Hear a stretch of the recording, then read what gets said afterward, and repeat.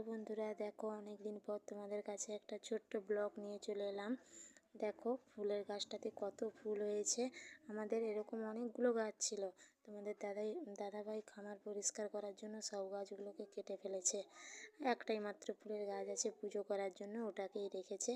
ওটাকেও কয়েকদিন পর কেটে ফেলবে।